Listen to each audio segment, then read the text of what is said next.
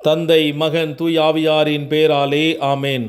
ஆன்ம வழிகாட்டி மே மாதம் 10ஆம் தேதி ஞாயிற்றுக்கிழமை. தூய் ஆவியாரிடத்தில் நம்மை ஒப்புக்கொடுத்து மன்றாடுவோம். தூய் ஆவியாரே, தேவரீர் எழுந்தருளி வாரும். பரலோகத்திலே நின்று உம்முடைய திவ்ய பிரகாசத்தின் கதிர்களை வரவிடும். தரித்திரர்களுடைய பிதாவே, கொடைகளை கொடுக்கிறவரே, இருதயங்களின் பிரகாசமே, எழுந்தருளி வாரும். உத்தம ஆறுதலானவரே, ஆத்துமங்களுக்கு மதுரமான விருந்தாளியே, பேரின்ப ரசமுள்ள இளைப்பாற்றியே, பிரயாசத்தில் சுகமே, வெயிலில் குளிர்ச்சியே, அழுகையில் தேற்றரவே, எழுந்தருளி வாரும். வெகு ஆனந்தத்தோடே கூடியிருக்கிற பிரகாசமே, உமது விசுவாசிகளுடைய இருதயங்களின் உற்பனங்களை நிரப்பும். உம்முடைய தெய்வீகமென்றியே மனிதரிடத்தில் குற்றமில்லாதது ஒன்றுமில்லை.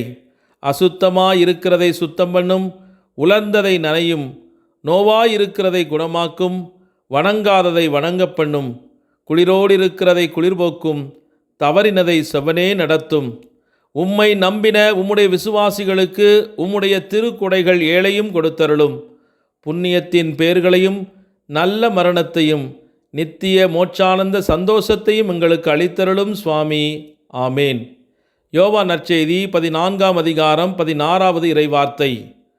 உங்களோடு என்றென்றும் இருக்கும்படி மற்றொரு துணையாளரை உங்களுக்கு தருமாறு நான் தந்தையிடம் கேட்பேன். தந்தை அவரை உங்களுக்கு அருள்வார். இது கிறிஸ்து வழங்கும் வாழ்வு தரும் நற்செய்தி. கிறிஸ்துவே உமக்கு புகழ். சிந்தனை. இயேசு தம்முடைய பாடு, உயிர்த்தெழுதல் மற்றும் முன்னேற்றத்திற்கு பிறகு தம் சீடர்கள் உணரப்போகும் இழப்பை புரிந்து கொண்டு ஆற்றுகின்ற உரைதான் இது.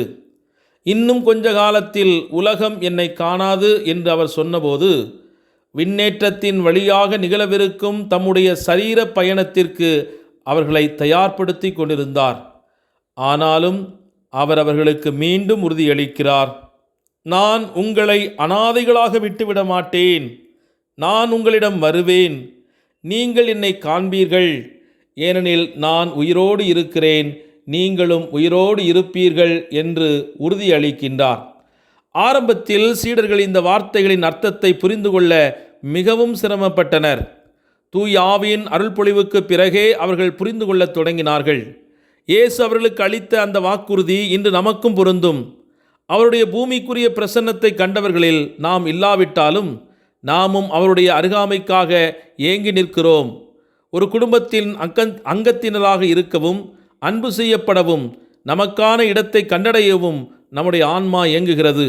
இந்த ஏக்கம் விசுவாசம் என்னும் கொடையின் மூலமாகவும், கடவுளின் தெய்வீக குடும்பமாகிய திருச்சபையில் நாம் இணைக்கப்படுவதன் மூலமாகவும் இயற்கைக்கு அப்பாற்பட்ட விதத்தில் இது நிறைவேற்றப்படுகிறது. இந்த உறவுக்கு விசுவாசமே திறவுகோல். அது வெறும் அறிவுபூர்வமான நம்பிக்கை விட மேலானது.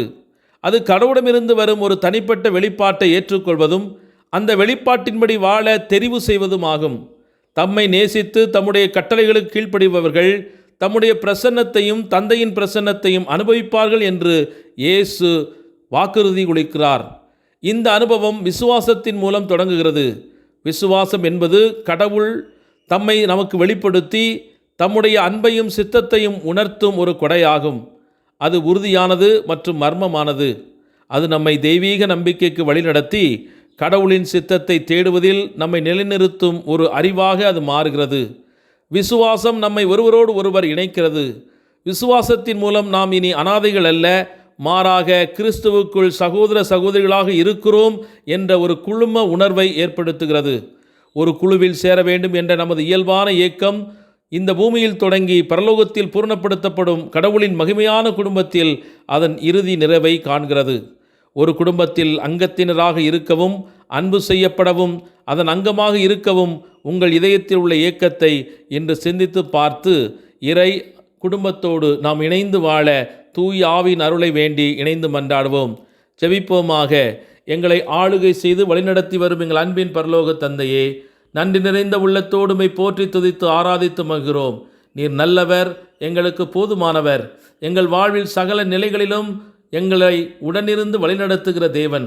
உம்மை நன்றியோடு துதிக்கிறோம். நாங்கள் வாழ்வதும் இருப்பதும் இயங்குவதும் உடைய அருளினால் தான் என்பதை உணர்ந்து உமக்கு நன்றி செலுத்துகிறோம். துதிகன மகிமை உமக்கே உண்டாக கிடப்பதாக. அன்பின் ஆண்டவரே, இந்த உலகத்தில் நாங்கள் திக்கற்றவர்களாக இருக்க துணையாளராம் தூய ஆவியானவரை எங்களுக்கு தந்தவரே, இந்த நாளிலே உமது ஆவியின் அருள் பொழிவு எங்களுள் தூண்டப்படுவதாக. நாங்கள் இந்த உலகத்தில் அனாதைகளாக தற்கொலை எண்ணத்தோடும் பல்வேறு விதமான தனிமை உணர்வுகளாலும் வாழ்ந்து கொண்டிருக்கும் உமது பிள்ளைகள் இன்று அவருடைய உடனிருப்பை உணர்வார்களாக. ஆண்டவரே, வாழ்க்கையிலே முடிவுகள் எடுக்க தடுமாறி கொண்டிருக்கிற உமது அன்பு பிள்ளைகளுக்கு இன்று உமது ஞானத்தின் ஆவியை கொடுத்து சரியான பாதையை தேர்ந்து தெளிய அருள் தருவீராக. எங்கள் குடும்பங்களில் இருக்கிற வயது முதிர்ந்த பெற்றோருக்காகவும் கைவிடப்பட்ட சூழ்நிலையிலே தூக்கி எறியப்பட்ட வீதியிலே அலைந்து கொண்டிருக்கிற ஒவ்வொரு கைவிடப்பட்ட சூழ்நிலையில் இருக்கிற மக்களுக்காகவும் உம்மிடத்தில் மன்றாடுகிறோம். ஆண்டவரே, உமது இரக்கம் அவர்களை தாங்கி வழிநடத்தட்டும். அவர்களுக்கு தேவையான உணவு, உடை, உறைவிடம் அவர்களுக்கு கிடைப்பதாக. அதற்கு அன்பினால் தூண்டப்பட்ட மனிதர்கள் இன்று அவர்களை சந்திக்க வேண்டும் என்றும், எங்களால் முடிந்த உதவிகளை பிறருக்கு செய்து உமது அன்பை நாங்கள் பரிபூர்ணமாக்க எங்களுக்கு அருள் தருவீராக. நாங்கள் எங்களுடைய குடும்பத்தில் மட்டுமல்ல, எங்களுடைய உறவுகளில் இழந்து நிற்கிற அனைத்து நலமான காரியங்களை இன்று உமது அருளாலும் எங்களுடைய ஜெபத்தினாலும் பெற்றுக்கொள்கிறோம் என்று நம்புகிறோம். ஆண்டவரே, இதோ பிரமாணிக்கமற்று பிரிந்திருக்கிற குடும்பத்திலே நீர் இன்று அன்பை பொழிந்து காயங்களை ஆற்றி கணவன் மனைவியாக இணைந்து வாழக்கூடிய பேறு பாக்கியத்தை நீர் தருவீராக. அதனால் குடும்ப உறவுகள், குழந்தை பாக்கியங்கள், இன்னும் பல்வேறு குடும்பத்தினுடைய குறைகள் எல்லாம் நிறைவு செய்யப்பட்டு காணாவூர் திருமணம் அன்று நிறைவாய் நடந்ததைப் போல அன்னை மரியாளின் துணை கொண்டு இன்று அத்துணை குடும்பங்களும் ஆசீர்வாதமாக விளங்க வேண்டும் என்று எங்கள் ஆண்டவராய கிறிஸ்து வழியாக மன்றாடுகின்றோம். ஆமேன். எல்லாமல்ல இறைவன், தந்தை, மகன், தூய் ஆவியானவர் உங்கள் ஒவ்வொருவரையும் நிறைவாக ஆசீர்வதித்து புனிதப்படுத்தி வழிநடத்துவாராக. ஆமேன். இயேசுவுக்கே புகழ், இயேசுவுக்கே நன்றி. மரியே வாழ்க. இயேசுவின் இரத்தம் ஜெயம்.